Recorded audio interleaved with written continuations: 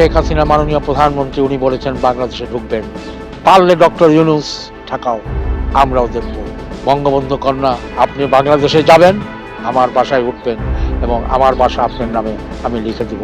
মুক্তিযুদ্ধ বঙ্গবন্ধু, দুঃখের বিষয় বলতে গেলে কি, এই স্বাধীনতার সময়ও জাতির পিতার ৩২ নম্বরের বাসা কেউ ধরতেও সাহস পায় নাই, ৭৫-এ কেউ সাহস পায় নাই, পরে যতগুলি সংগ্রাম হয়েছে কেউ সাহস পায় নাই, কিন্তু এই ২৪শে আগস্ট মাসে বঙ্গবন্ধুকে শাহাদত করা হয়েছিল।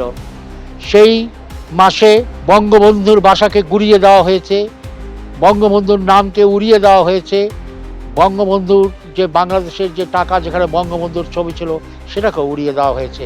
আমি বলবো সবাই মুক্তিযোদ্ধারা, আমরা যারা দেশ স্বাধীন করেছি বঙ্গবন্ধুর নেতৃত্বে, আওয়ামী লীগের নেতৃবৃন্দ যারা বিদেশে আছেন, যুবলীগ, ছাত্রলীগ, শ্রমিক লীগ, মহিলা আওয়ামী লীগ, স্বেচ্ছাসেবক লীগ, কৃষক লীগ এক হয়ে আমাদেরকে আবার আরেকটি মুক্তিযুদ্ধ করে দেশকে পরাধীনতা থেকে রাষ্ট্রপতিতে দাওয়াত দেওয়া হয়েছে। ডক্টর ইউনূস রাষ্ট্রপতিকে বাদ দিয়ে উনি প্রধান উপদেষ্টা হিসাবে লন্ডনে উনি যাচ্ছেন। আমাদের সেনাবাহিনীকে অনুরোধ করব, মুক্তিযুদ্ধে আপনারা আমাদের সাথে ছিলেন এবং সেনাবাহিনী আপনাদেরকে আমি রিকোয়েস্ট করব, আপনারা ইউনূসের এইসব কাজের জন্যে এবং উপদেষ্টা কাজের জন্য আমি এখান থেকে রিকোয়েস্ট করব, আপনারা ইউনূসকে আপনারা গ্রেফতার করুন এবং তাকে বিচারের আওতায় আনুন। এবং আরেকটি কথা, বঙ্গবন্ধু কন্যা জননেত্রী শেখ হাসিনার বাসা ভেঙে দেওয়া হয়েছে, বয়স ছিল ৪৫ বছর, শহীদ ডক্টর আশরাফ আলী তালুকদার আমার বয়স ছিল ১৮ বছর, তখন আমি মেডিকেলের প্রথম বর্ষের ছাত্র।